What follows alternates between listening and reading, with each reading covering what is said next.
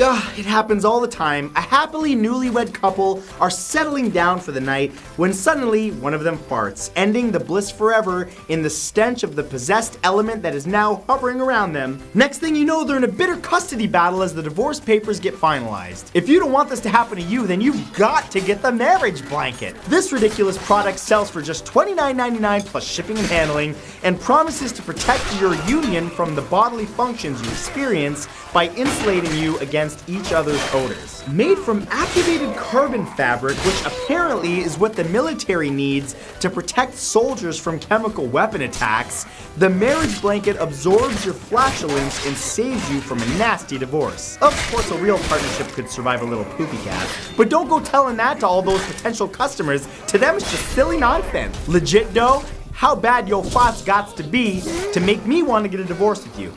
Less Taco Bell, more veggies.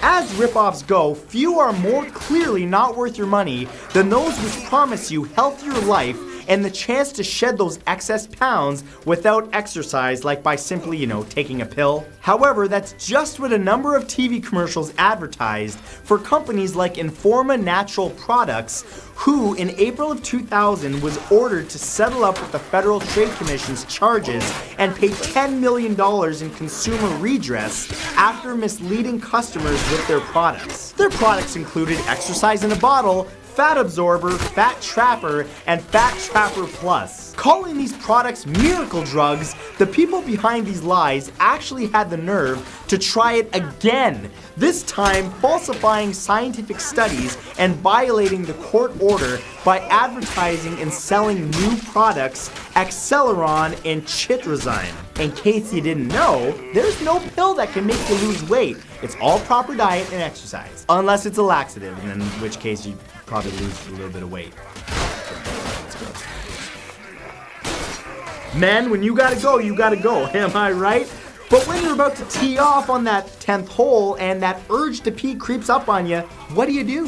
What's that? You want to find a toilet, outhouse, or bushes like a normal human being? Why on earth would you do that when there are products like Euro Club to assist you? This incredibly ridiculous secret pee-pee reservoir makes the perfect gift for golfers who can't be more than 8 feet from the bathroom at all times. Grandpa, looking at you. The Euro Club looks like a normal golf club, except the end of the grip unscrews to reveal a tube that's ready to receive your 3-wood. By covering your crotch area with the provided green towel and putting your business inside the club, relieving yourself is exactly the same as using a facility, only more complicated and obvious. Ever wonder why your dad takes a really long time before putting? Yeah, now you know. When it comes to false advertising, it seems like sometimes hiding the lies and a hint of truth makes the advertisers sleep better. Take sauna suits, or the more modern sauna shorts, for example. These things promise to strip you of those extra pounds by making you sweat more, but they're far from a good idea. Now, the truth is in the sweating part. The suits and shorts keep the heat in, increasing your body heat, which makes you sweat. Now, while yes, you lose water weight while you sweat excessively, it's a temporary fix. The first thing you have to do is drink water to compensate, and that's just going to bring the weight right back. What's worse is that using sauna suits, shirts, or any similar style of attempted weight loss can do some real damage to your body. Excessive sweating can lead to severe dehydration, which in turn can lead to organ failure. This one's not just a ripoff, it's life-risking. But hey, if you want to lose some pounds, sometimes you just gotta ride the snake. Don't you just hate it when you're doing your business, dropping the kids off at the pool, you know what I'm saying? And there's absolutely nothing to do but sit there and wait for nature's movements to be over with? Sure, you could read my book, Mind Equals Blown, or a magazine, or get back to those texts that you've been putting off, but there's got to be something that, while spectacularly unnecessary, will give you something to do and maybe even teach you something. Well, yes, there is! The podcast! potty putter. Though now widely considered a gag gift for avid golfers, this bathroom distraction had a real TV commercial teasing it would take some strokes off your game for only $19.99. The ad actually promised to make you healthier by not rushing your business, claiming with the potty putter, you'll take time to play with your putter. Of course, the whole thing is incredibly awkward as nobody putts in the squatting position. And if you do, they're probably pooping their pants and you should get authorities immediately. But hey, thank you guys so much for watching this. And if you got a laugh out of it or you learned something, any of the above, drop a like on it. And of course, don't forget to subscribe if you haven't yet. I'm going to have a brand new video for you tomorrow at 12 West Coast time, 3 Eastern Standard Time. So make sure you come by then. Have a great day. Make sure you're smiling today, baby. Don't go buying any of these products. And I'll see you then. Peace.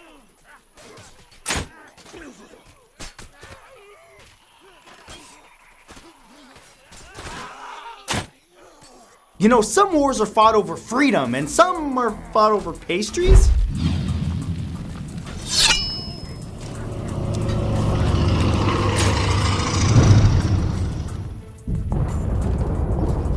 If there was ever a lesson not to mess with your neighbors, this would be it. Way back in 494 AD in Saudi Arabia, the Banu Taglib and Banu Bakr tribes got into a disagreement over a camel. The camel, owned by a woman named Al-Basus, wandered off to go hang out with some of the other camels. Now, Al-Basus's nephew was the leader of the Banu Bakr tribe, and those other camels were owned by the rival Banu Taglib tribe. Now, that wouldn't have been that big of a deal, except that the chief of the Banu Taglibs killed Al-Basus's camel, not realizing that it wasn't one of his own. When her nephew found out, he took an eye for an eye to a whole nother level and killed the chief. That sparked a massive war between the two tribes that lasted for 40 years. Okay, look, I get it, camels are precious, but I'm pretty sure a 4-decade-long war that's still referenced as a warning against holding a grudge wasn't the best way to deal with the problem. I know they got them lovely camel humps,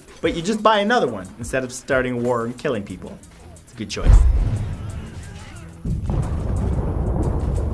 The golden stool is the royal throne of the Ashanti people and is believed to hold the spirit of the Asante nation. It's so precious that few people ever get to even see it, let alone sit on it. Asante was located along the Golden Coast in what is now Ghana. And back in 1900, while their chief was in exile, they were dealing with the British trying to colonize their land. But on March 25th, the British governor, Sir Frederick Hodgson, demanded that they not only let him sit on the stool, but also give it to him to bring to the Queen. Oh, that was bad move, Freddie! The request was so disrespectful that the chief's mother led an attack against the Brits. The siege lasted 3.5 months until the Brits, with heavy reinforcements, broke through on July 14th. Sadly, in retaliation, local villages were pillaged and land was stolen. Over 2,000 soldiers and countless more civilians were killed, and all because some guy couldn't sit on a stool. It's not like it was a toilet and the guy was just urgent to make caca. It was just a regular stool. It's just lazy and didn't want to stand up. Man, these people. On September 17, 1788, in the midst of the Austro-Turkish War, an Austrian army of 100,000 men set up camp near the town of Karayashibesh. A group of army scouts crossed the nearby river to make sure that the enemy Ottoman army wasn't close by, when they met some gypsies with a whole lot of schnapps. The scouts were pretty boozed up when more infantry soldiers showed up and demanded that they share, but the scouts refused, and no surprise, a